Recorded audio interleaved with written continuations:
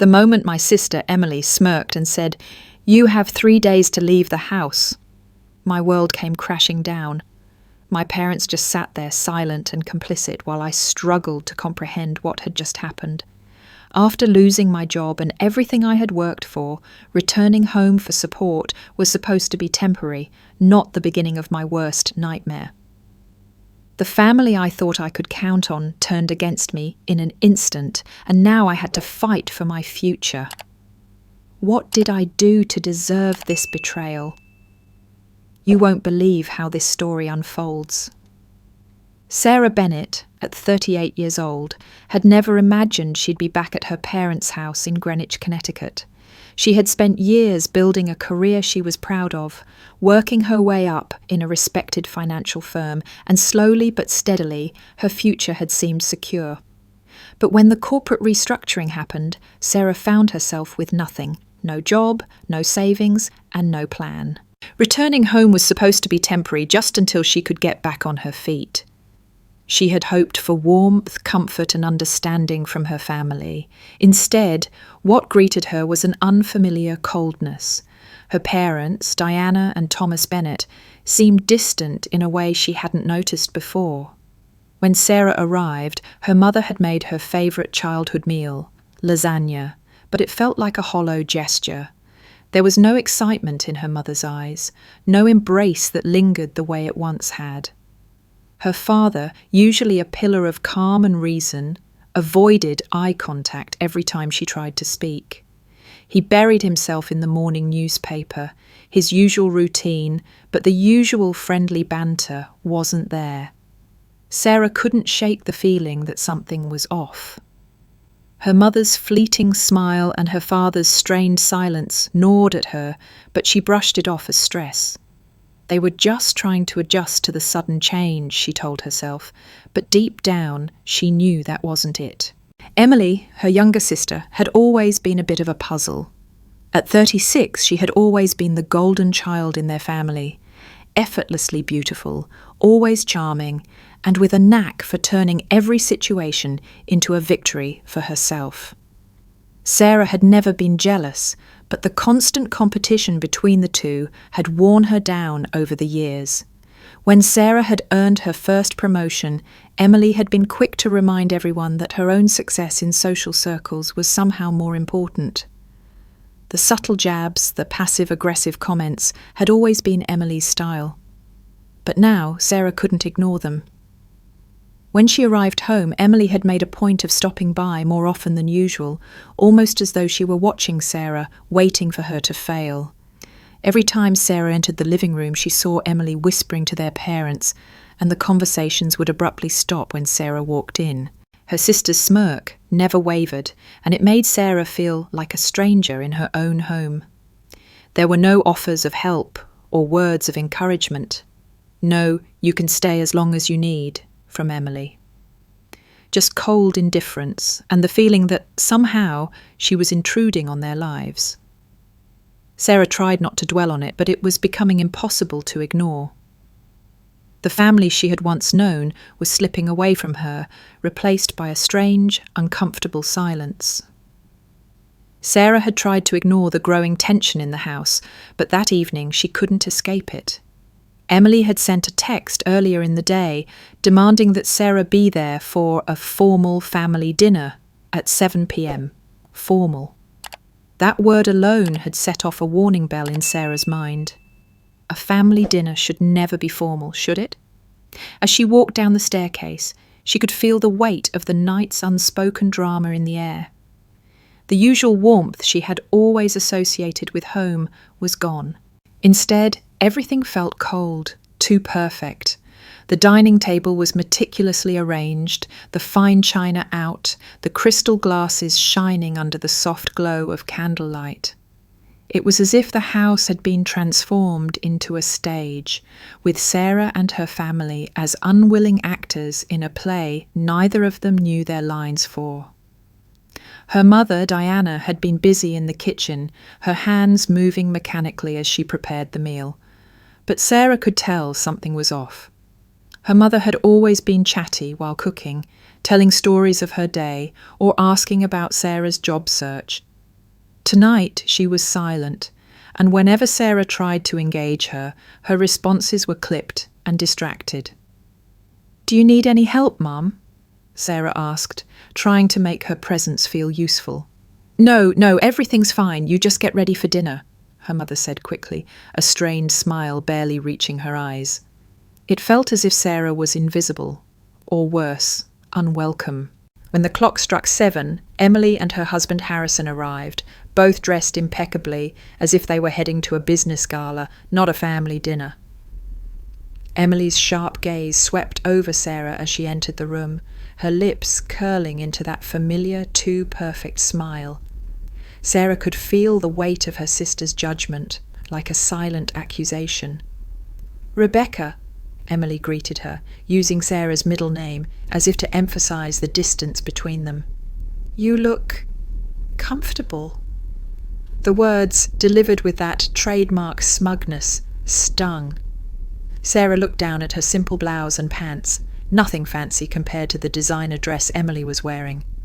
Emily's eyes flicked over her, dismissing her with the air of someone who had already decided her place in the world, and it certainly wasn't anywhere near her. Harrison, ever the businessman, shook Sarah's hand stiffly, his gaze darting between the table and his watch. His discomfort was obvious.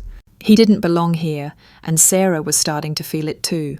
The silence at the table was deafening, the clink of silverware, the only sound as they ate in near total silence.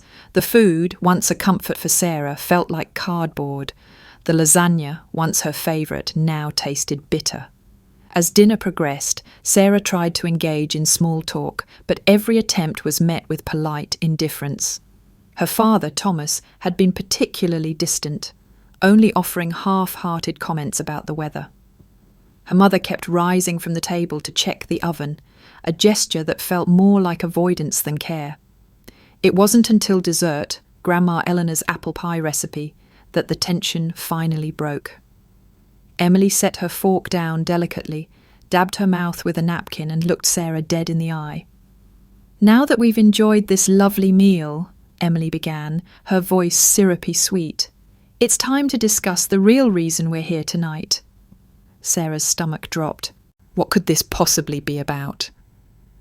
With a flourish, Emily reached into her designer handbag and pulled out a manila envelope, sliding it across the table towards Sarah. She could feel her heart pounding in her chest as she stared at the envelope, dread crawling up her spine. This wasn't just about dinner. This was about something much bigger. "As you know," Emily continued, her eyes never leaving Sarah's, "Grandma Eleanor's will was finalised just before her passing." She paused for effect, her lips curling into a knowing smile. "What you don't know, Rebecca, is that there were some significant changes made to the earlier drafts." Sarah felt her breath catch in her throat. She looked at the envelope, but her hand wouldn't move. Her mind was spinning. The room felt suddenly colder. "The house now legally belongs to me," Emily said softly, her voice dripping with satisfaction. "And I'm giving you 3 days to pack your things and leave." The words hit Sarah like a physical blow, leaving her breathless. 3 days. That was all the time she had left in the house that had once felt like her sanctuary. A place where she grew up, where memories of her childhood had been made. Now it was no longer hers, and no one in her family seemed to care. She glanced around the table, her eyes desperately searching for a sign that this wasn't real. But her mother, Diana, sat with her hands folded tightly in her lap, her face pale. There were no protests, no outbursts of, "This isn't right." Nothing to indicate that Sarah wasn't being abandoned by everyone she had ever trusted.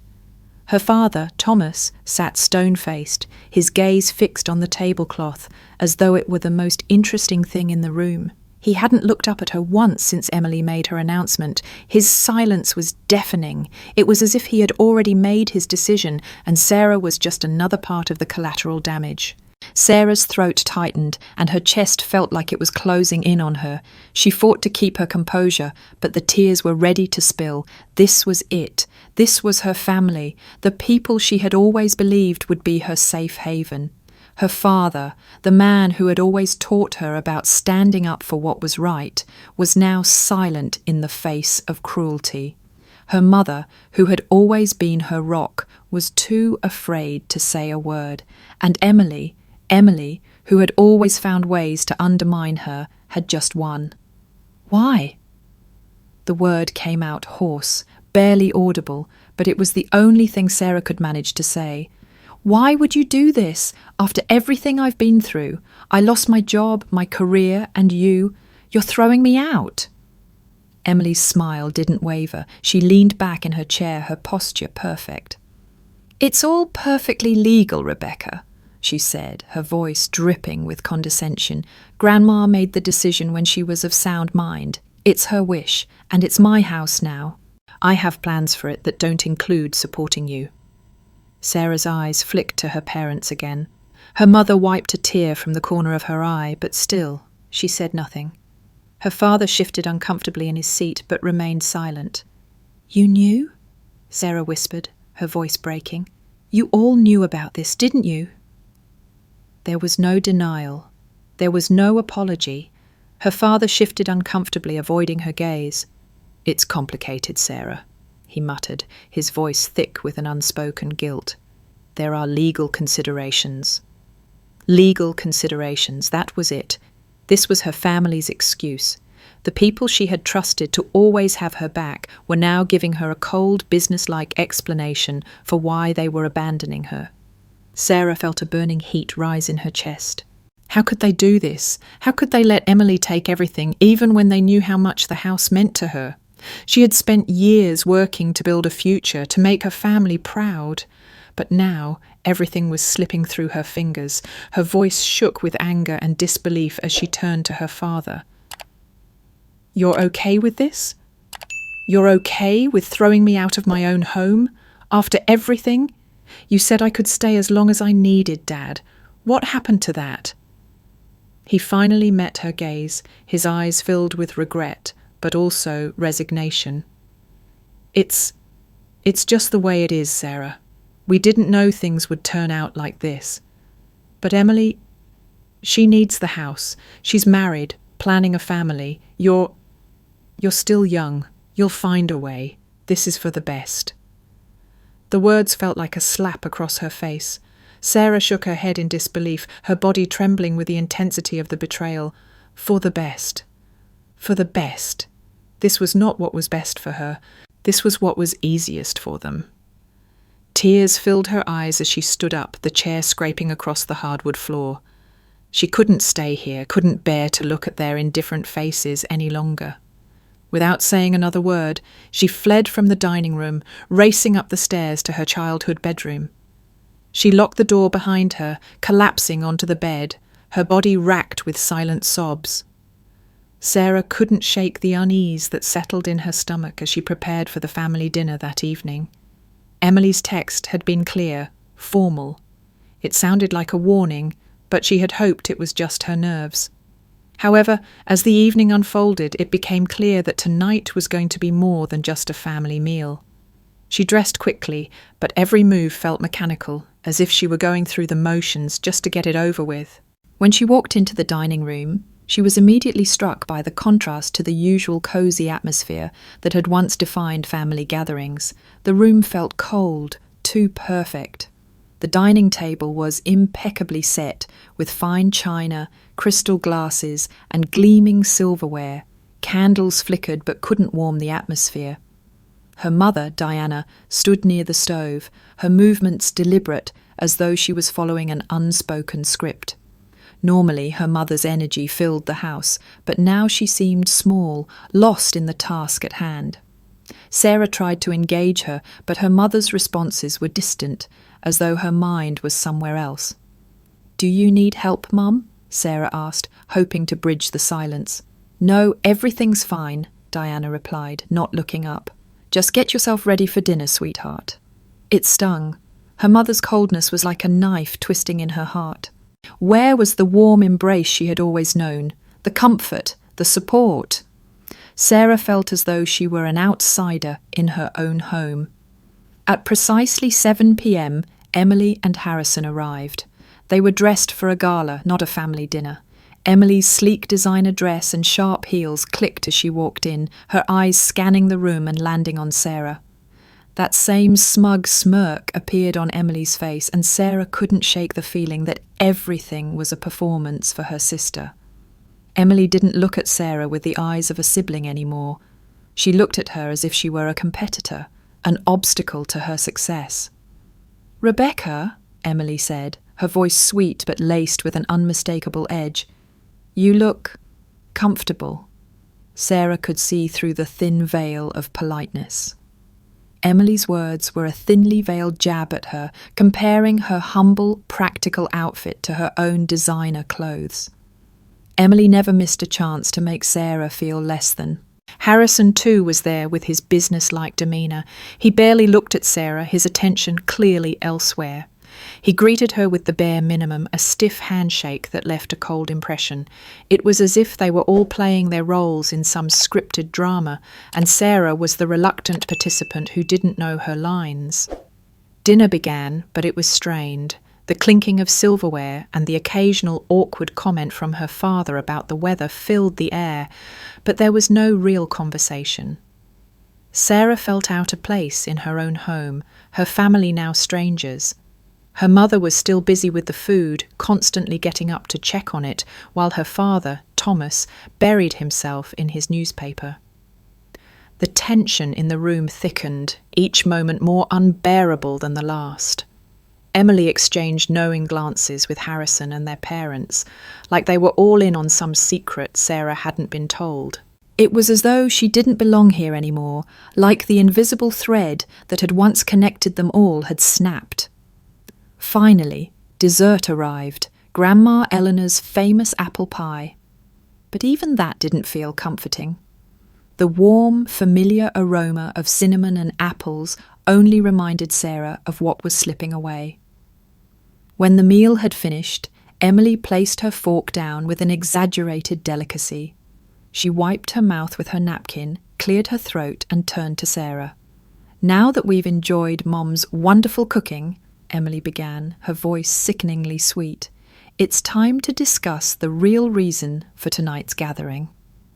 Sarah felt a knot form in her stomach. What could this possibly be about?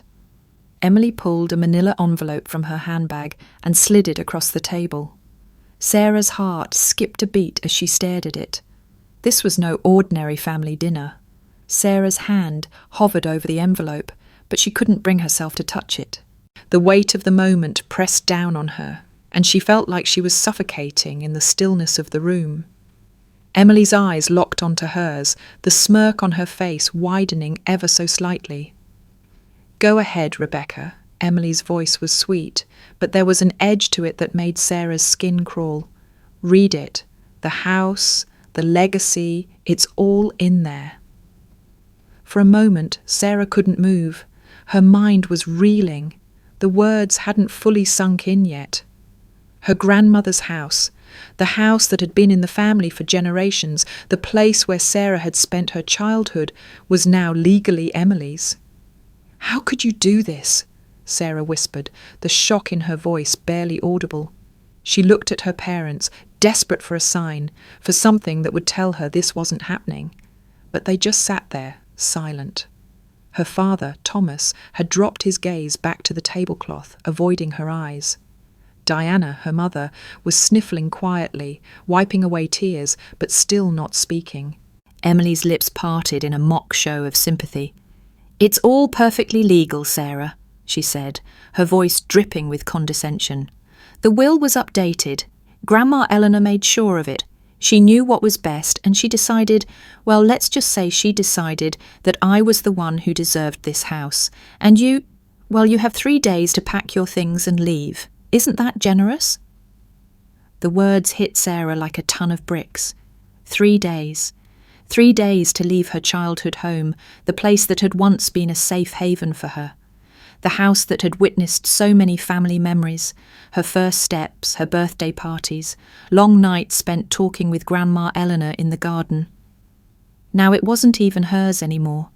The room seemed to tilt, and Sarah's vision blurred for a moment. She struggled to keep her emotions in check. but the tears burned behind her eyes. "How could you all be okay with this?" she finally croaked, her voice cracking. "You're just going to let her take everything?" Emily didn't flinch. She simply folded her arms and leaned back in her chair, watching Sarah with a calculated gaze. This was Grandma Eleanor's decision. She was of sound mind when she made it. "I'm just following through. You should be thankful. Most people would give you 24 hours, but I'm giving you 3 days. You should have been prepared for this." Harrison, Emily's husband, shifted uncomfortably in his seat, but he didn't speak. His eyes flicked to Sarah, then back to his watch, as though this was all just business for him. Sarah's heart pounded in her chest. Her own family, the people she had spent her life with, had decided that she was expendable, that she wasn't worth fighting for. And it wasn't just Emily. Her parents, the people who had always told her they would stand by her, had sided with her sister, hadn't they? The silence from them was deafening. Sarah's mind raced, but she couldn't make sense of it. Her father finally spoke, his voice weak and tired. "It's all been legally verified, Sarah," he said, not looking at her. "There's nothing we can do. Emily needs this house. She has plans. We're just trying to help." Her eyes burned as she turned to her mother. "Mom, please," she began, but Diana just shook her head, tears streaming down her face. "I'm sorry, sweetheart. I'm so sorry," her mother whispered. It's too complicated." Complicated? That was all they had to say. Sarah felt her heart shatter piece by piece. This wasn't just about a house. This was about her entire family turning their backs on her just when she needed them most. Sarah stood up abruptly, the chair scraping across the floor as she stumbled backward. She couldn't breathe. She couldn't look at them anymore. 3 days, she whispered again, her voice hollow. "I can't believe you're doing this."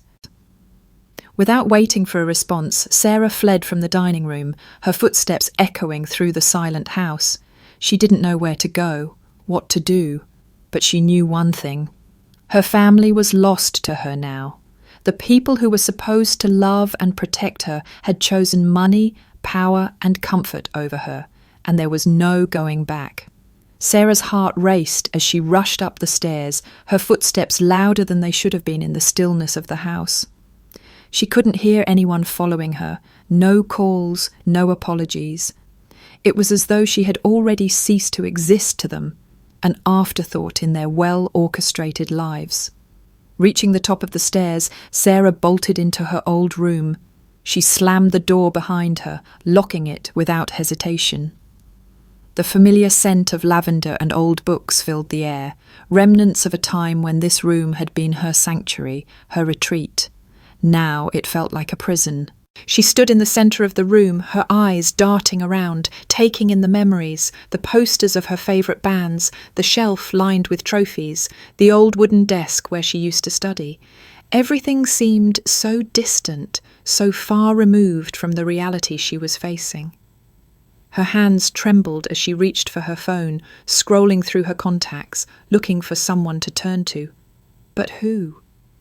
Most of her friends had drifted away as she became more consumed with her career. The few who remained were busy with their own lives, living far away in other states. She couldn't burden them with her problems. Not now, not like this. She collapsed onto the bed, staring at the ceiling. Her chest felt heavy, her breathing shallow. 3 days. 3 days until she was forced out of the only place that had ever truly felt like home. And for what? Because Emily, her own sister, had decided she was more deserving. Because her parents, the people who had always told her family would stand by her, had chosen to remain silent. Sarah's mind spun, unable to find a way out. She tried to call her mother once more, but the call went straight to voicemail. Of course, Diana wasn't picking up. Sarah was alone, truly alone. Her phone buzzed, and for a brief moment Sarah's heart leapt. But when she saw the name on the screen, Emily, her hope deflated instantly. She let it ring out, the sound piercing the silence of her room. The tears started then, slowly at first, as she tried to hold them back, but eventually they came, unstoppable, each one feeling like a heavy stone lodged in her chest. Sarah wasn't just crying for the loss of the house. She wasn't crying because of the betrayal of her sister or the indifference of her parents. No. She was crying because she felt utterly and completely alone. The people who should have supported her, the people she had turned to for comfort, had turned their backs when she needed them most. The bitterness in her throat was sharp. She wanted to scream, to lash out, to make them feel the pain she was feeling, but she knew it would change nothing. Emily had already won, and her parents had already made their choice. The quiet hum of the house felt deafening now. Everything was wrong. Everything was broken. But as Sarah sat there, her hands clasped tightly in her lap, she realized something. She wasn't going to let this break her, no matter how much it hurt, no matter how betrayed she felt. She couldn't let this be the end. She had to fight, for herself, for the house, for the family she had lost. She wiped her tears away, a quiet determination forming in her chest. Emily might have won this round, but Sarah wasn't finished yet. The days following Emily's cold ultimatum felt like a blur. Sarah barely slept, and when she did, nightmares of losing the house and her family haunted her dreams. She couldn't get the image of her sister's smug face out of her mind. The realization that the house, her family home, was now legally Emily's made Sarah's blood boil. She needed to know the truth. With a new sense of urgency, Sarah set out to uncover what had really happened. The more she thought about the situation, the more questions surfaced. Why would Grandma Eleanor leave everything to Emily, of all people? The woman who had always adored Sarah, who had taken the time to teach her about love, patience, and the value of family. Her mind raced back to the years she had spent with Grandma Eleanor in the garden, learning about the roses they'd plant together, sharing stories, and laughing at the little things in life. Eleanor had always been so sure of herself, so calm. She had always expressed how much Sarah meant to her. There was no way she would have just left the house to Emily, especially after everything Sarah had done to maintain the home's legacy. Sarah decided to start with what she knew, the will. She knew the document had been changed after Eleanor's passing, and the family had barely mentioned the details. But why hadn't Sarah been notified? Why hadn't her name even been included in the conversation? The betrayal was suffocating. As Sarah rifled through her grandmother's things, she felt like a detective piecing together fragments of a mystery. Eleanor had kept everything meticulously organized, and Sarah soon found herself in the attic, where the old filing cabinets full of paperwork still sat undisturbed.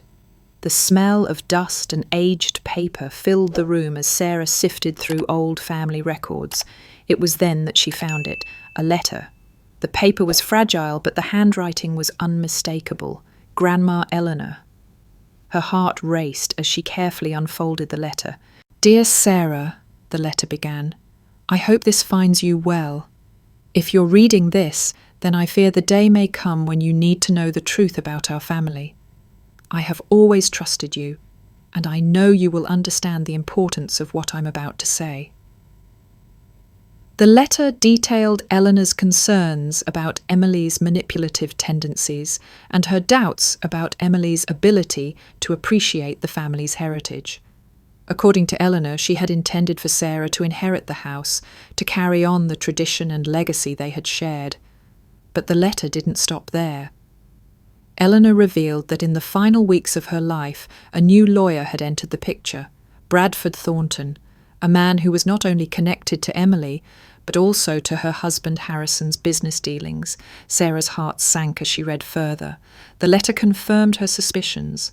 Emily had orchestrated this entire situation, manipulating the final stages of Eleanor's life, pushing her grandmother to change the will during a time when she wasn't in the right state of mind. Everything was starting to make sense. Bradford Thornton had been the key to this deception. The new lawyer had guided Eleanor into changing her will at a time when she was too ill to make sound decisions. The betrayal ran deeper than Sarah had imagined. Her own sister, who had always been the golden child, had manipulated the system to get what she wanted. But why? Sarah now had the proof she needed to fight back. Emily's victory was built on lies, and it was time for Sarah to expose the truth. Sarah's hands trembled as she carefully folded the letter and placed it back in its envelope. The contents of the letter confirmed everything she had feared. Her sister, Emily, had manipulated their grandmother's final wishes for her own gain. But now Sarah had a choice to make, what to do with this information. She knew she couldn't let Emily get away with this. It wasn't just about the house, it was about justice. It was about honouring the memory of Grandma Eleanor, a woman who had always supported Sarah and believed in her. To let Emily get away with this would be to dishonour everything her grandmother had stood for. The first step was clear. She needed to confront Emily. But Sarah knew this would be no easy feat. Emily had always been skilled at weaving webs of deceit, manipulating everyone around her, especially their parents. Her charm had always been enough to make everyone believe she was in the right, even when her actions spoke otherwise. Sarah thought about the days she had spent at Grandma Eleanor's house, helping her tend to the roses in the garden. She could still hear her grandmother's voice, full of wisdom and love. Roses need patience and care, just like relationships, Eleanor had said. It was time for Sarah to show the same patience and care, but this time for her own fight. The next morning, Sarah started making calls. She reached out to the lawyer who had originally helped with the estate planning for Grandma Eleanor, hoping he could provide some insight into what had happened. The man, Lawrence Phillips, was surprised when she mentioned Bradford Thornton's name. "That's strange," Lawrence said over the phone. "Bradford replaced me during the final stages of Eleanor's life, but Eleanor had always been of sound mind when she made decisions. I never had any concerns until Bradford stepped in. He was persuasive, to say the least." Sarah's heart skipped a beat. Persuasive. That word lingered in her mind as she hung up the phone. Bradford had been more than just a lawyer. He had been a tool in Emily's plan to manipulate Eleanor's wishes. The next step was to find out more about Bradford Thornton. Sarah needed to understand who he really was and how deeply involved he was with Emily and Harrison. A quick search online turned up some disturbing information. Bradford wasn't just a lawyer. He had a history of representing wealthy clients with questionable ethics. And his connection to Harrison was even more concerning. Sarah clicked on an article from a business journal featuring a photo of Bradford shaking hands with Harrison at a luxury real estate event. The headline read, "Harrison Chapman expands family fortune with help from legal expert Bradford Thornton." It was all coming together. Bradford was more than just Emily's lawyer. He was Harrison's business partner. The very people who stood to gain from the house were the ones orchestrating this entire charade. Emily had used her husband's connections and Bradford's influence to take what wasn't hers. Fury bubbled up inside Sarah, but she knew she had to stay calm. She now had a solid foundation of evidence, but it wasn't enough yet. She needed witnesses. She needed to gather support from anyone who had known Eleanor in her final days, anyone who could testify to her true wishes. Sarah's next call was to Mildred Henshaw, an old family friend of Grandma Eleanor. Mildred had been a part of the garden club that Eleanor had attended for years. She had known Eleanor better than anyone in the final months. "Mildred, I need your help," Sarah said, her voice steady. "I have reason to believe that the changes made to Eleanor's will were not her true wishes. I need someone who can speak to her mental state in the last months of her life." Mildred's voice was calm but filled with concern. "I've been worried about this too, Sarah. Eleanor was often confused in her final weeks, but she was clear about one thing. She wanted you to have the house. She told me so herself, not long before she passed." Relief washed over Sarah. Mildred was a key witness. She would back her up. With this new information, Sarah felt more empowered. She had pieces of the puzzle, and now it was time to put them all together. With Mildred's testimony in hand, Sarah felt a renewed sense of determination. She wasn't just fighting for a house, she was fighting for her grandmother's legacy, for the truth that had been buried under layers of deceit. But she knew the battle was far from over. Emily and Harrison were not going to let this go without a fight, and Sarah couldn't afford to waste any more time. She needed more than just one witness. The next step was clear. She had to confront Bradford Thornton. He was the key to everything, the man who had facilitated the manipulation of her grandmother's will. If she could get him to admit his role in the scheme, it could change everything. But there was one problem. Bradford was a skilled manipulator, and Sarah knew he wouldn't crack easily. Still, she couldn't back down. The more she thought about it, the more she realised how vital it was to expose him. If she could get him to slip up, even just once, the truth would be undeniable. The next day, Sarah set up a meeting with Bradford at his office, under the pretense of discussing the validity of the will. She had no idea how he would react, but she knew she had to try. As she stepped into his sleek, glass-walled office, she felt a chill run down her spine. Bradford was everything she had imagined, smooth, polished, and full of charm. His cold smile didn't reach his eyes, and the way he looked her over made her skin crawl. "Ms. Bennet," Bradford greeted her, with a voice that oozed professionalism. "To what do I owe the pleasure?" "I need answers," Sarah said bluntly, cutting straight to the point. "I want to understand what happened with my grandmother's will. Why was it changed, and why wasn't I informed? I'm not leaving here until you explain everything." Bradford's smile faltered for just a second, but he quickly recovered. "I'm afraid I don't know what you mean. Everything was handled according to the law. Eleanor's wishes were honoured." "Honoured?" Sarah scoffed.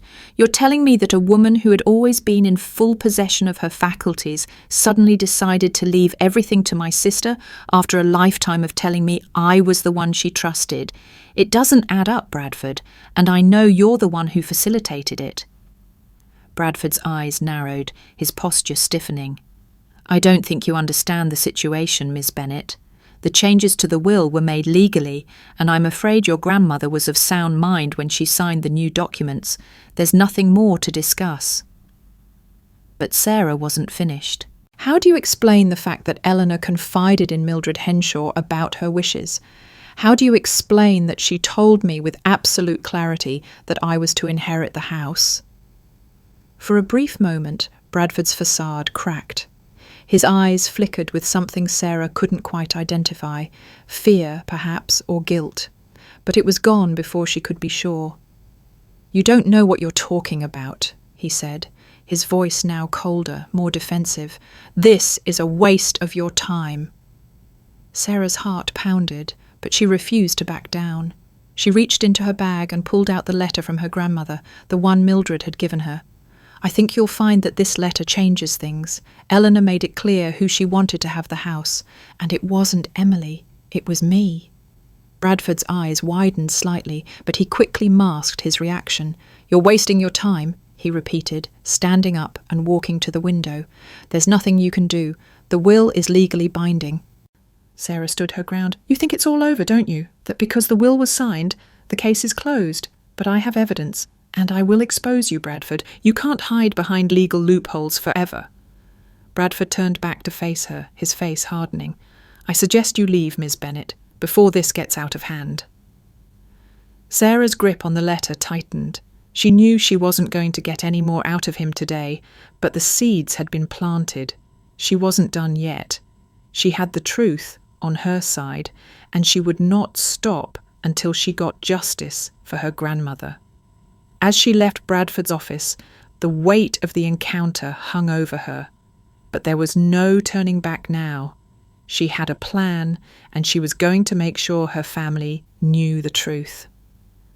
The next few days felt like an endless cycle of waiting. Sarah had gathered her evidence, spoken to witnesses, and even confronted Bradford Thornton. But the legal process was slow, and she knew the clock was ticking. Emily's ultimatum hung over her like a guillotine, a constant reminder that she had only 3 days left before she would be forced out of the family home. But Sarah wasn't going to let that happen. Not without a fight. The moment of reckoning came sooner than expected. She had called a family meeting, a last-ditch effort to confront the people who had betrayed her, the people who, until recently, she thought she could rely on. Her parents had agreed to meet her at their house, though Sarah could sense their reluctance. Emily, of course, wasn't invited. But Sarah wasn't interested in playing games. This was about the truth, and the truth had to come out, no matter how much it hurt. When Sarah arrived, she was met by her parents, Diana and Thomas. They stood in the living room looking uncomfortable, as if they had been caught in the middle of a storm they couldn't escape. "Sarah, we need to talk," her father said, his voice strained. He motioned for her to sit, and Sarah did, though she remained standing for a moment, trying to steady her nerves. "I know what you did," Sarah said, her voice steady but laced with an undercurrent of pain. "I know about the will, about Emily, and about everything you've done to me." Thomas and Diana exchanged a glance, and Sarah could see the guilt written all over their faces.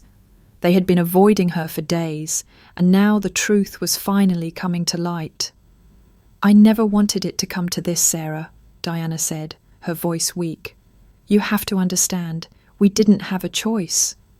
"You always had a choice," Sarah shot back, the anger she had been holding in boiling over. "You could have stood up for me. You could have stopped Emily. But instead, you let her manipulate all of us. You chose her over me, and now I'm being thrown out of my own home." Her father shifted uncomfortably in his chair, unwilling to meet her eyes. "It's not as simple as that. You don't understand the pressure we were under. Emily and Harrison, they were in trouble. Their business was failing. They needed the house, and we didn't want to lose everything." Sarah's heart sank. The betrayal was deeper than she had thought. It wasn't just about Emily's greed, it was about her parents choosing comfort over family. "So, you decided that I didn't matter? That I was expendable? You just handed everything over to Emily because she made it seem like the easier option?" Sarah's voice wavered, the tears she had been holding back threatening to spill. Diana's eyes filled with tears. "I didn't want this, Sarah, I swear. We were trying to protect you, protect all of us. But we didn't know what else to do. Harrison's business, Emily's pressure, it all piled up. We thought we could make it work." "Make it work? By lying to me? By betraying me? Do you realize what you've done?" Sarah shook her head, the pain of the past few days catching up with her. "This isn't just about a house, this is about family. You've torn this family apart." Thomas finally spoke, his voice low and resigned. "I'm sorry, Sarah. We should have done something sooner. But the decision was made and we thought it was final. I'm sorry we didn't stand by you. We failed you." His words hit her like a punch to the gut. She had spent so many years trying to earn their approval, their love, and now it felt like all of it had been for nothing. "But it's not too late," Sarah said, her voice steadying. "I won't let Emily get away with this. I will fight for what's right." Her parents didn't respond, their silence speaking volumes. Sarah stood up, her heart heavy with the weight of the betrayal. This wasn't the family she had grown up with.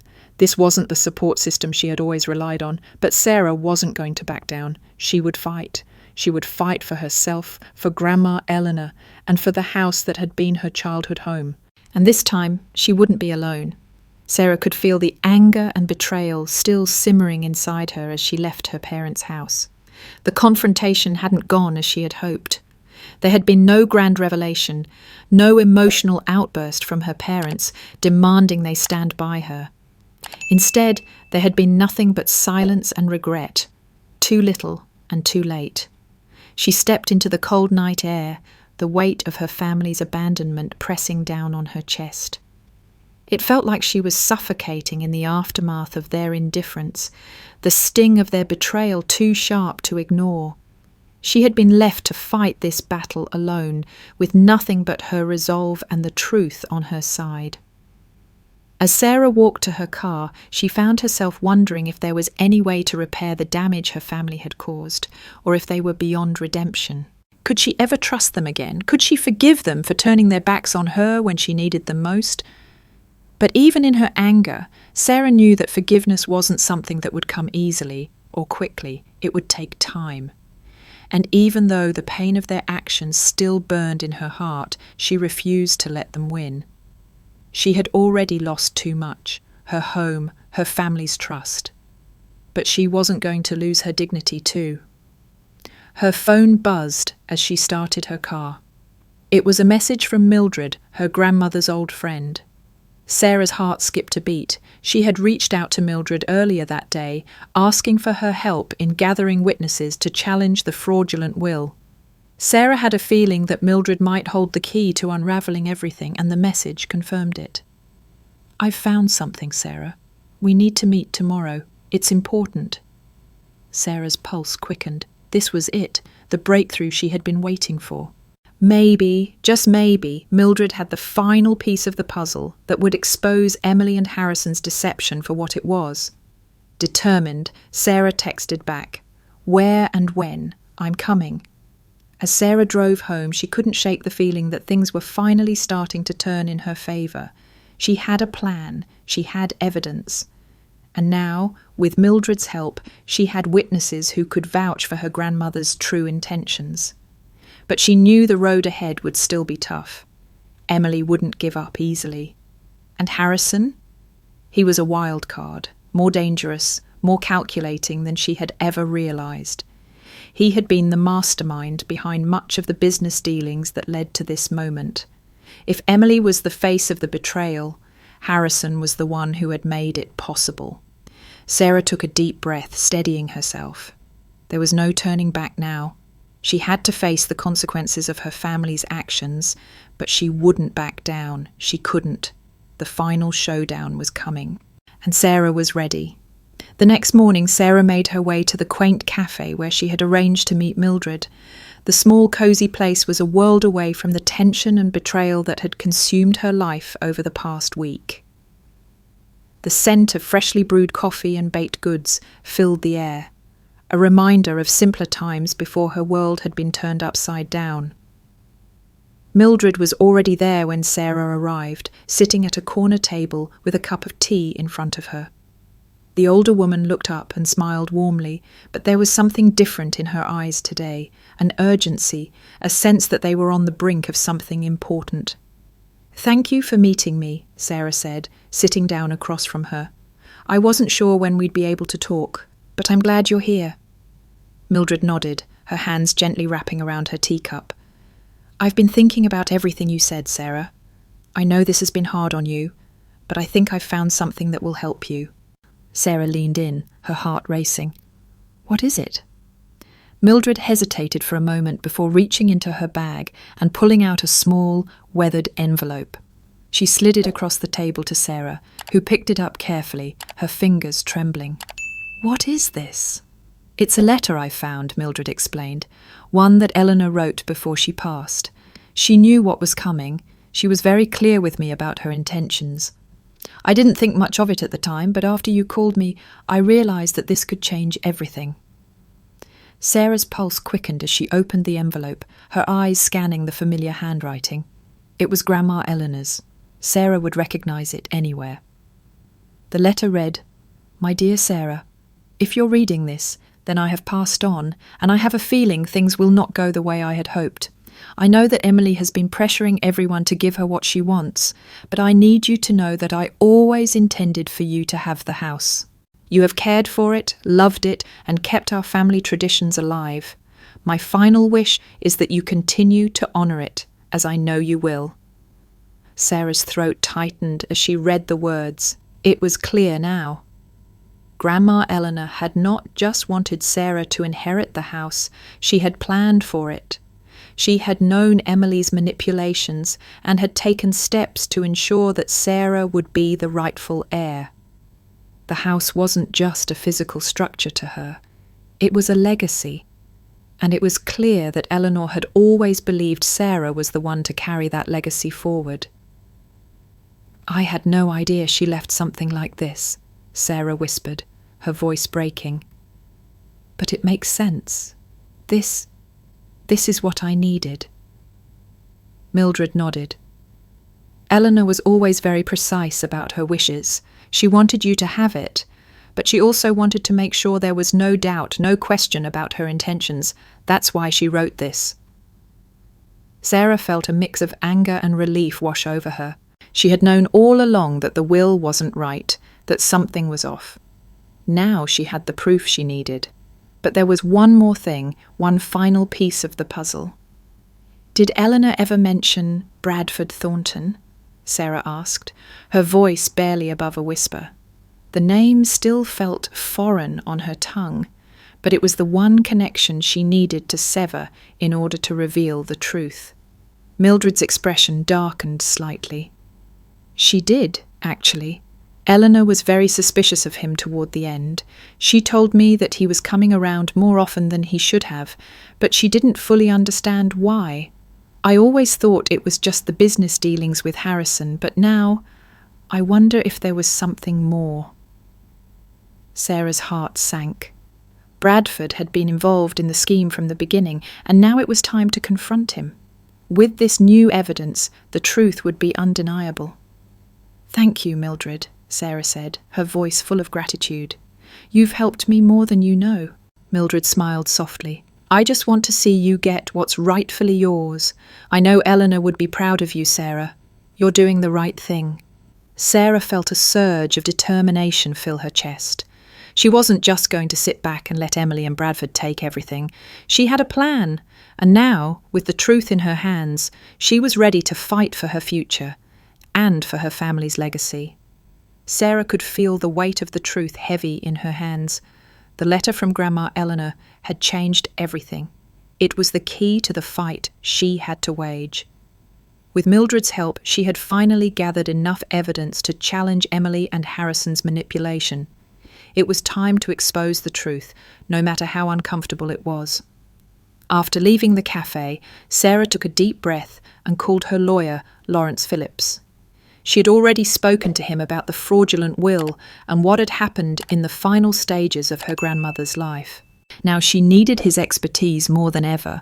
He had been with her grandmother for years, and she knew he could help her take the next step. "Lawrence," Sarah said, her voice steady but urgent, "I have something that can change everything. Grandma Eleanor left me a letter, her personal wishes about the house. It's proof that the will wasn't her true intention. I need your help to take this to court." Lawrence's voice on the other end of the phone was immediately interested. "I've been waiting for you to find something solid, Sarah. If this letter is genuine, it's exactly what we need to contest the will. I'll start preparing the paperwork. Can you meet me tomorrow?" "I'll be there," Sarah said without hesitation. She didn't know how long the legal process would take, but she was prepared to see it through. The next morning, Sarah arrived at Lawrence's office early, her heart racing with anticipation. As she walked into the office, she was greeted by his assistant, who led her into the conference room where Lawrence was already waiting. The room was spacious, with high ceilings and tall windows, the sunlight streaming in and lighting up the stacks of legal documents on the table. "Good morning, Sarah," Lawrence said, standing as she entered. "I've reviewed everything you've sent me, and we're in a strong position. The letter you found could be the key to unravelling this whole scheme." Sarah nodded, feeling the weight of the moment. "I can't let them get away with this, Lawrence. Emily and Harrison have been lying and manipulating for too long. This house means so much more than just property. It's my grandmother's legacy. I need to make sure she's remembered for what she truly wanted." Lawrence smiled reassuringly.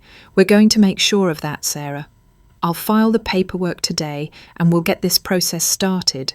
But be prepared. This is going to get ugly. Emily won't go down without a fight. Harrison won't either." Sarah's resolve hardened. "I'm ready. I won't back down." They spent the next few hours going over the legal steps, reviewing the letter, and making sure everything was in order for the case. Sarah felt a sense of control that she hadn't had in days, and it was liberating. She finally felt like she was taking back her life, taking back the future that had been stolen from her. By the time Sarah left the office, the gears of the legal system were already in motion. But she knew that Emily and Harrison wouldn't just give up. They had too much to lose, and Sarah had no illusions about how far they would go to keep the house. Later that evening, she found herself back in her childhood home. The place felt strangely different now, like a battlefield. She sat in the living room, staring at the walls that had once been filled with warmth and love. But now, everything felt like it was slowly being stripped away. She needed to get one last thing before she went to bed. Her final confrontation with her sister was inevitable. She reached for her phone, her fingers trembling as she typed a message to Emily. "We need to talk. I have evidence that will change everything. Meet me tomorrow." Sarah took a deep breath as she hit send. She wasn't sure how Emily would respond, but she wasn't afraid anymore. Emily had underestimated her. This time, Sarah was going to take control. Sarah woke up the next morning with a new sense of purpose. The night before, she had sent Emily the message, and now she had to prepare herself for whatever was coming. Emily wasn't going to take the news well. Sarah could already imagine the look on her face when she realized that everything she had worked for was about to unravel. But Sarah wasn't afraid anymore. She wasn't going to let her sister's manipulations dictate her future. After a quick breakfast, Sarah made her way to the family home's dining room. It felt strange to be here, the place where so many memories were made. Now it felt like an arena, and Emily was the opponent she had to face. The clock on the wall ticked louder than usual, its seconds dragging on, and Sarah found herself growing more impatient with each passing minute. She had set the meeting for 11 a.m., and as the time drew closer, she tried to steady her nerves. She wasn't just going to confront Emily about the house. This was about everything. The years of subtle jabs, the feeling of never being good enough, the broken trust, and the bitter realization that her family was no longer the safe place she once believed it to be. At 10:55 a.m., the doorbell rang. Sarah's heart skipped a beat. Emily had arrived. She took a deep breath and stood up, smoothing down her blouse before walking to the door. She opened it to find her sister standing on the threshold, her arms crossed, her face carefully neutral. "What's this about, Rebecca?" Emily's voice was sharp, though Sarah noticed the flicker of anxiety in her sister's eyes. Emily had always been the one who controlled the situation, the one who had the upper hand. But now, things had changed. "I asked you here because it's time to end this," Sarah said, her voice steady. "I have proof that what you did with Grandma Eleanor's will was wrong. You manipulated everything, and I'm not going to let you get away with it." Emily's eyes narrowed, and for a moment, Sarah saw the mask of confidence slip. "What are you talking about?" Emily's voice was quiet, but there was an edge to it now. "I don't know what you think you know, but this is my house now, Rebecca. It's over." "No, it's not," Sarah shot back. "You may have the paperwork, but you don't have the truth. Grandma Eleanor had made it clear to me that she wanted me to have the house. She was coerced into changing the will, Emily, and I have the evidence to prove it." Emily stepped forward, her face suddenly red with anger. "You're crazy," she spat. "You don't know what you're talking about. You think you can just walk in here and take everything from me after everything I've done for this family?" "No," Sarah said firmly, standing her ground. "I'm not taking anything. You're the one who took it. You manipulated a sick woman, got a lawyer who didn't care, and now you're trying to make me believe that this is all legal. It's not. It's fraud." Emily's expression hardened, and she took a step back, her hand reaching for her phone. "You think I'm just going to let you ruin everything?" she sneered. "You really think you can take me down with your little letter and your accusations? You don't have a chance." "That's where you're wrong," Sarah replied, her voice unwavering. "I'm not going to stop until the truth comes out, and once it does, you'll lose everything. The house, the business, your reputation. You've built your life on lies, Emily, and I'm going to make sure everyone knows it." For a long moment, neither of them said anything. The tension was palpable, as if the air itself was holding its breath. Emily's gaze flickered toward the door, then back at Sarah, and for the first time, Sarah could see doubt in her eyes. "You won't get away with this," Emily finally muttered, her voice low and filled with venom. "You'll regret this." Sarah stepped forward, her jaw set. "I won't regret doing what's right. And I won't let you get away with ruining this family. It's over, Emily." As Emily turned and stormed out, Sarah stood there, feeling a strange mix of relief and exhaustion. The confrontation had been ugly, but it was necessary. She had stood her ground, and now there was no going back. Emily had made her move, but Sarah had the truth on her side, and that was more powerful than anything her sister could manipulate. Now it was time for the final battle. The court case was approaching, and Sarah wasn't backing down. The days after her confrontation with Emily were filled with a quiet determination. Sarah knew the hard work was just beginning. She had made her stand, but now she had to go through the legal battle to make sure that Emily's manipulations were exposed once and for all. There was no turning back. The court case was scheduled for next week, and Sarah had spent the past few days preparing. She went over the evidence again and again, making sure everything was in place: Grandma Eleanor's letter, Mildred's testimony, Lawrence's support. She had all the pieces of the puzzle, and she was ready to put them together. But the nights were the hardest. Sarah found it difficult to sleep, her mind racing with doubts. She couldn't help but replay her last conversation with Emily over and over again. Her sister's words echoed in her ears. "You'll regret this." The threat had been subtle, but Sarah couldn't shake the feeling that Emily was capable of anything. Still, Sarah had made a promise to herself. She would fight for what was right, no matter what. She owed that to Grandma Eleanor, who had entrusted her with the legacy of the house. She owed it to herself, and she owed it to the memory of everything that had been lost in this battle: her family's trust, her peace of mind, and her belief in the integrity of those closest to her. The morning of the court hearing arrived, and Sarah stood in front of the mirror, adjusting her jacket. She looked at her reflection, taking in the woman she had become.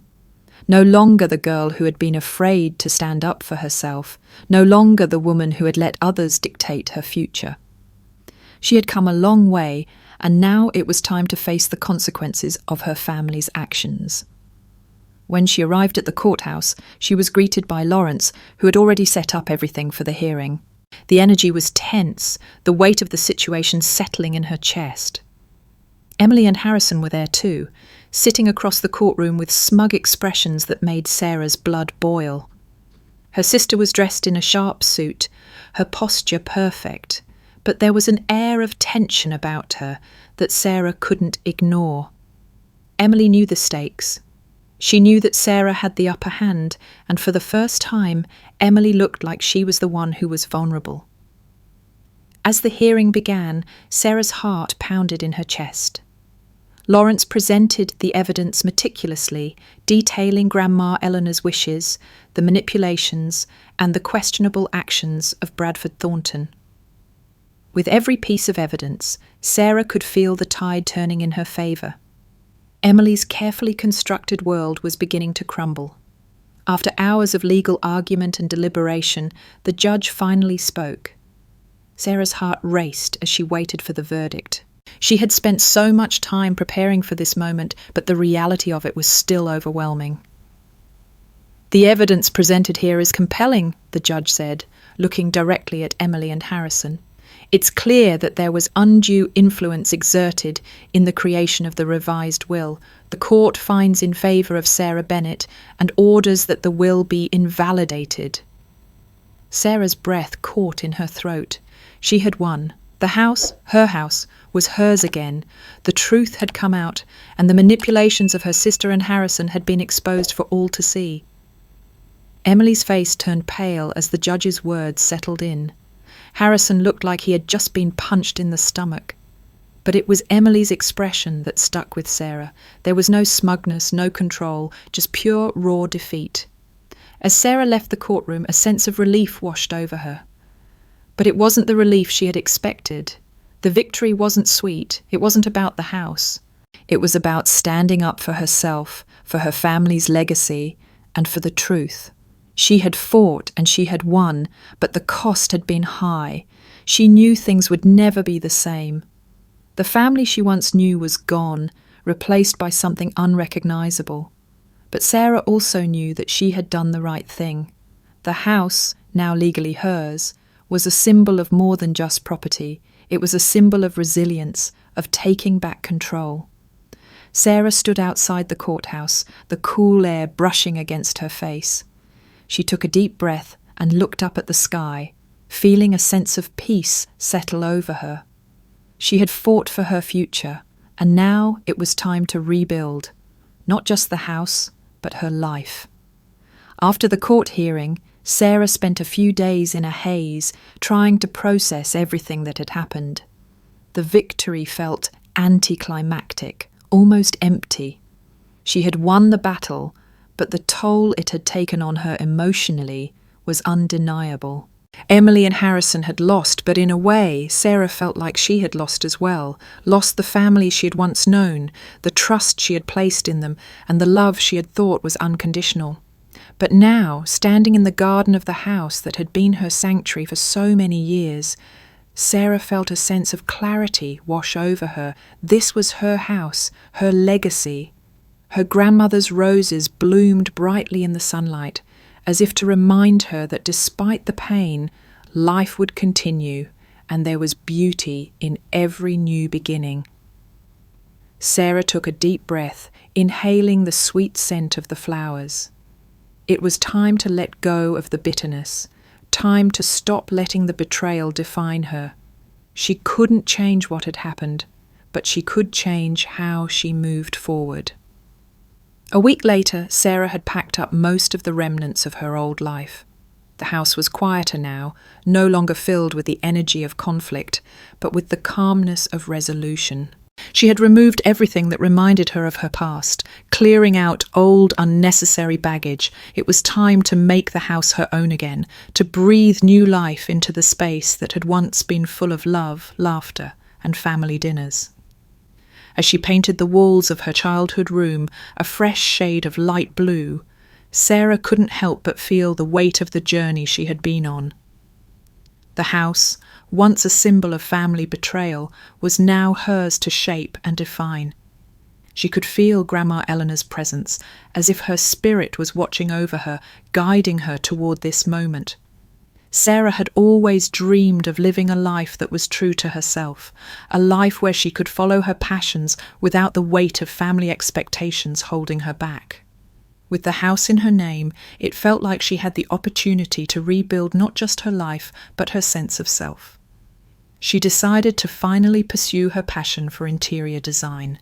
It was something she had always put on the back burner, something she had sacrificed in favour of a career that her family had approved of. But now, with the house and the new chapter in her life, Sarah felt ready to take the leap.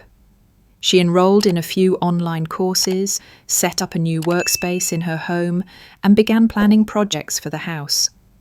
The rooms were slowly coming together, each one reflecting her personality, her journey, and her newfound sense of independence. As Sarah stood in the living room one evening, looking at the room she had transformed, she realised something profound. She hadn't just restored the house, she had restored herself. She had taken back control, not just of the house, but of her future. It was a place where she could finally feel at home, a place where she could start fresh. Later that week, Sarah sat down with her parents. The conversation was difficult, but it was time. She had forgiven them, but that didn't mean everything was okay. They had to face the consequences of their actions, and she wasn't willing to sweep things under the rug anymore. "I've thought a lot about what happened," Sarah began, her voice steady but firm. "I want to rebuild our relationship, but it's going to take time. I need you to understand how much the betrayal hurt me. I need to know that you're willing to change, to respect me and my boundaries." Her parents listened quietly, the guilt written all over their faces. Diana's eyes were full of tears, and Thomas kept his gaze down, but they didn't interrupt. It was the first honest conversation they had ever had, and Sarah felt something shift. Maybe there was hope after all, not for the past, but for the future. As Sarah continued to rebuild her life, she realised that family didn't always have to be defined by blood. It could be about the people who truly supported and loved her, who stood by her when the world seemed to fall apart. And with that realisation, Sarah felt stronger than ever, ready to face whatever came next. She had found a way to forgive, a way to move forward. It was time to embrace her new beginning. A few months had passed since Sarah's victory in the courtroom, and life had settled into a new rhythm. The house, once a battleground, was now a place of peace, a symbol of resilience and strength. Sarah had completely transformed it, not just physically, but emotionally. The rooms were bright, airy, and filled with warmth. It felt like a fresh start, and she couldn't have been prouder of the space she had created. But it wasn't just the house that had changed. Sarah had changed too. She had started to focus on her own passions, something that had been neglected for far too long. The interior design projects she had put on hold were now coming to life. She had transformed the dining room into a beautiful space where she could entertain friends and family, the kitchen into a warm, inviting area perfect for cooking, and the living room was now a sanctuary where she could relax after a long day. Sarah had also begun to take on freelance design projects. The work was fulfilling, and for the first time in a long while, she felt like she was truly living in alignment with her values. She didn't need the approval of anyone else. She was living for herself. The final step in her journey, however, was something she had been avoiding, a confrontation with Emily. Their last interaction had been tense and filled with animosity, and while Sarah knew that part of her needed to heal, she wasn't sure she was ready to face her sister again. But Sarah also knew that this wasn't just about the house. It was about family, healing, and finding peace in her heart. One evening, as Sarah sat on her porch watching the sunset, her phone buzzed. It was a message from Emily. "I want to meet. Can we talk?" Sarah stared at the message for a long moment, the weight of the past and all the unresolved feelings flooding back. She took a deep breath, the cool air filling her lungs. She had been avoiding this moment, but she knew it was inevitable. She needed closure. And if there was any hope of reconciliation, now was the time. After a few moments of contemplation, Sarah typed back, "Tomorrow, 3 p.m, meet me at the house." She wasn't sure what to expect from Emily, but Sarah knew one thing for sure. She wasn't the same person who had confronted her sister months ago. She had grown stronger, more confident. This conversation, whatever it might be, would be on her terms.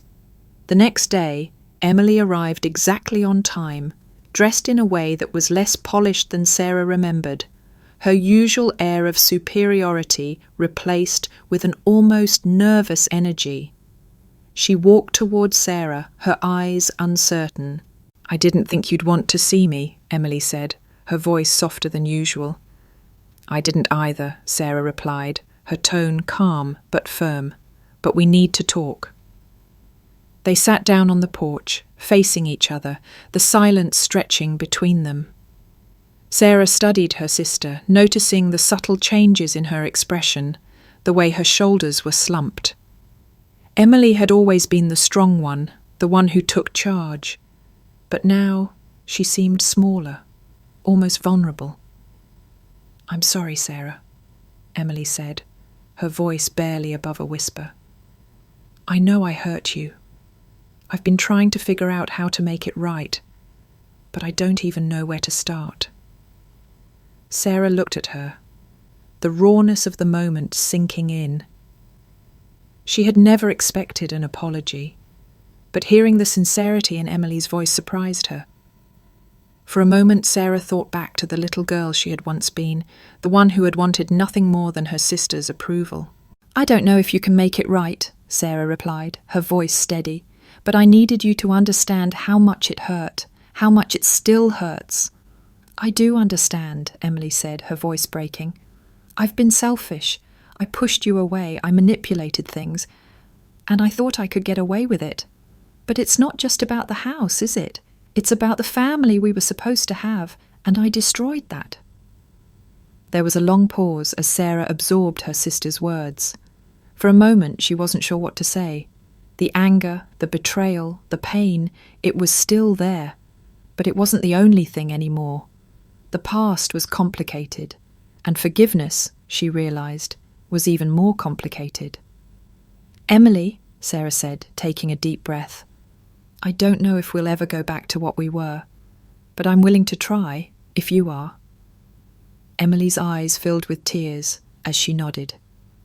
I want to try too, Sarah. I'm sorry. As Sarah looked at her sister, a sense of peace began to settle in her heart. The road to healing wasn't easy, and it wouldn't happen overnight, but this conversation felt like a first step. A step toward forgiveness, a step toward understanding, and maybe, just maybe, a step toward rebuilding the family they had both lost. As the weeks passed, Sarah and Emily slowly began to rebuild their relationship. It wasn't easy. The conversations were often awkward, filled with silences that spoke volumes, but they were trying.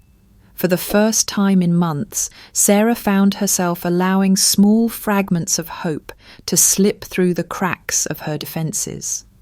Emily was trying, and Sarah, despite everything, was willing to try too.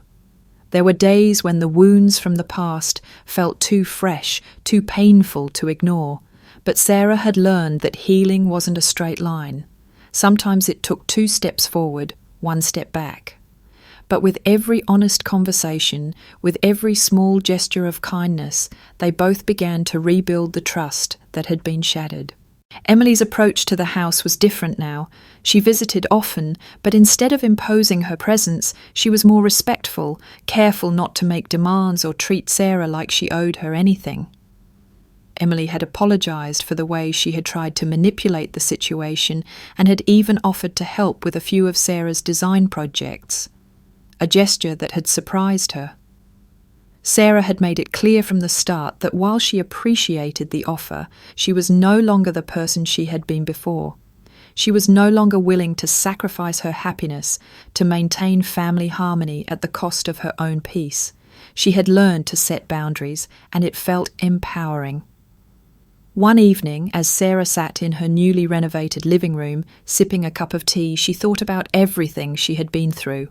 The house was finally hers, in every sense. The new spaces, the changes, the renovations, they all reflected the new chapter she was living. The air in the house felt lighter now, filled with the possibility of new memories. She had finally found a sense of peace. The house, which had once represented betrayal, was now a symbol of growth and strength. The flowers in the garden bloomed brightly, just as they always had, reminding her that, like the roses, she too had endured the harshest of storms and had come out the other side stronger.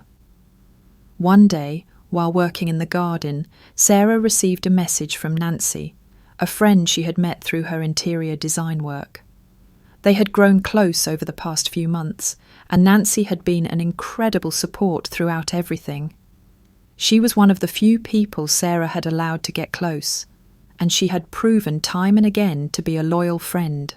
I have an idea, the message read. How about we turn this house into a showcase for your design work? I know you've been hesitant, but you're ready. Let's do it. Sarah smiled, setting the phone down and looking at the garden around her. The thought of turning the house into something more than just her sanctuary was both exciting and terrifying. But she realised she was ready. She wasn't just reclaiming the house, she was reclaiming her life. Her heart swelled as she thought about the journey she had been on.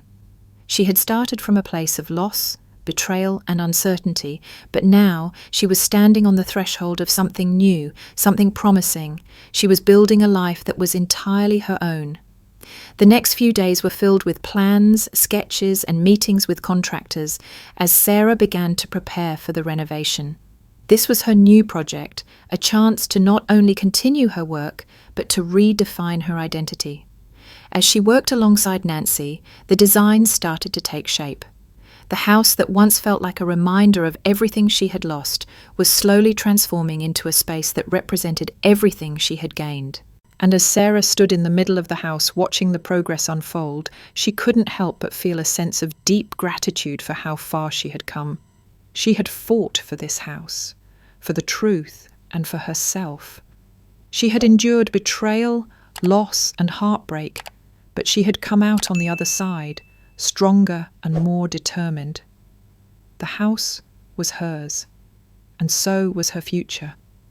Months had passed since the decision to begin rebuilding her life, and Sarah felt like a completely different person. The house was now a reflection of her journey, a home filled with light, hope, and the promise of a future she had created on her own terms. Every room, every design choice, every little detail spoke to the resilience she had cultivated. She had turned a place of pain into a space of growth. The garden, once neglected and forgotten, had been restored to its former beauty. Sarah had spent hours working in it, planting flowers that were more than just plants. They were symbols of the strength she had found within herself. She could almost hear Grandma Eleanor's voice, reminding her that roses need patience and care, just like relationships. She'd taken those words to heart, nurturing her own spirit the same way she nurtured the garden around her.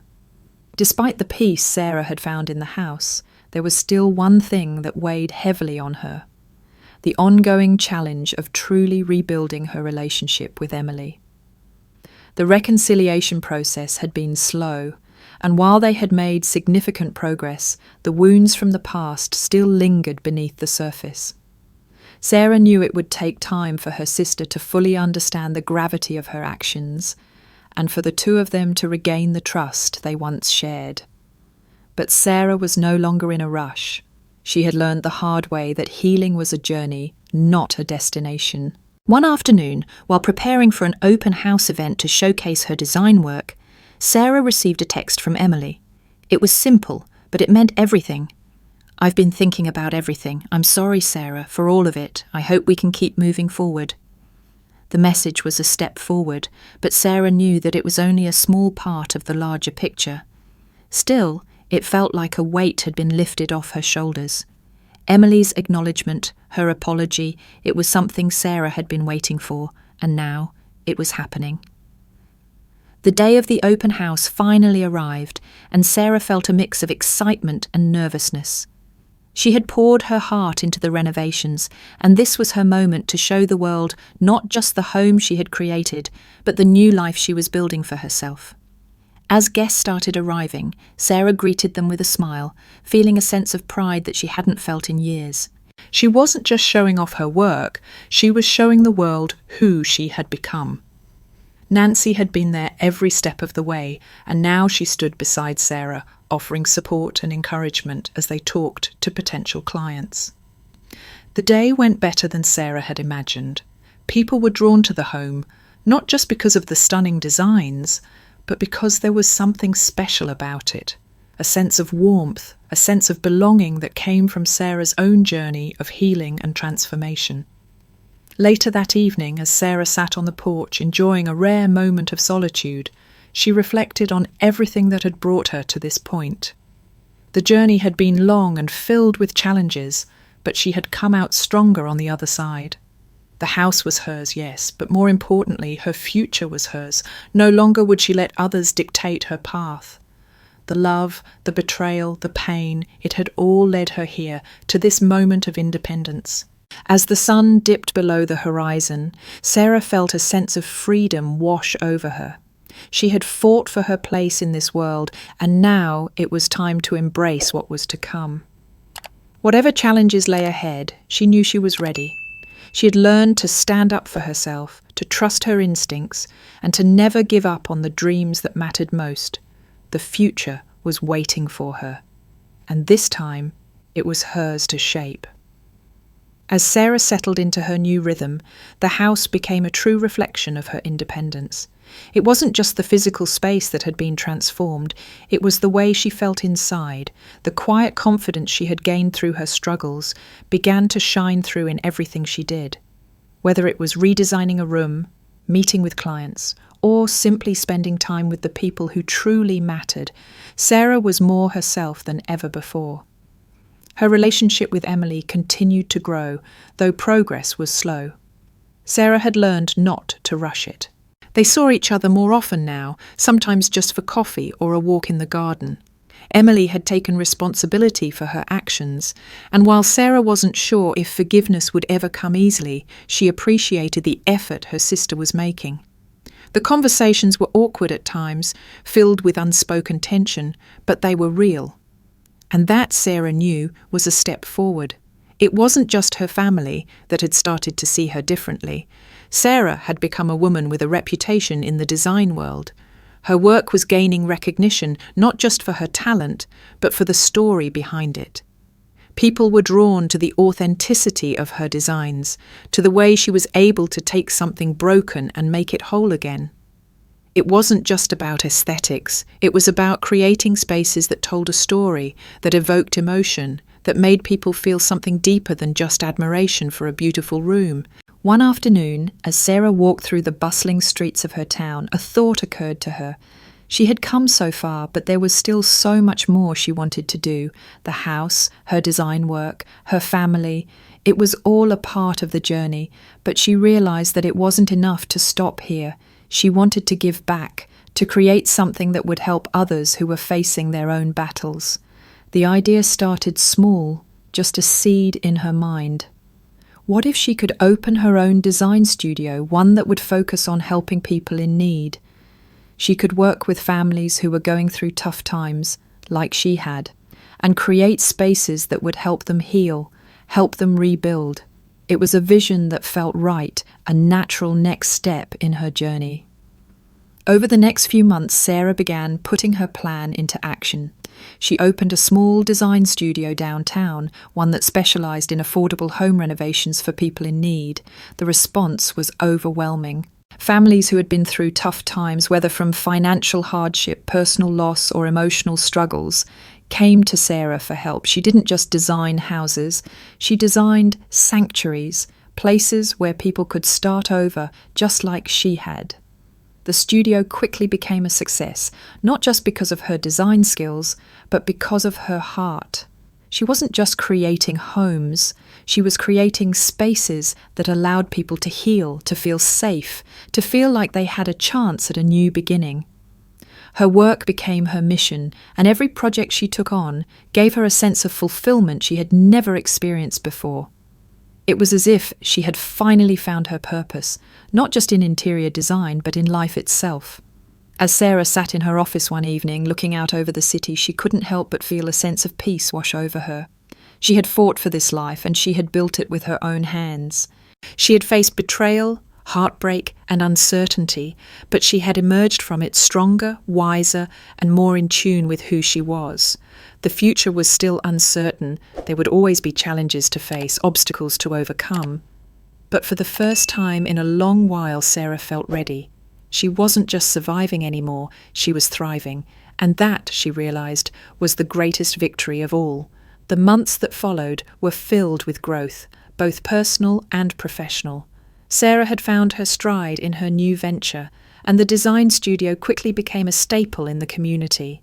People weren't just coming to her for a stylish home, they were coming to her for a sense of hope, a chance to rebuild their lives. Sarah had become more than just a designer. She had become a symbol of resilience, of someone who could turn even the hardest of times into something beautiful. But the work didn't come without its challenges.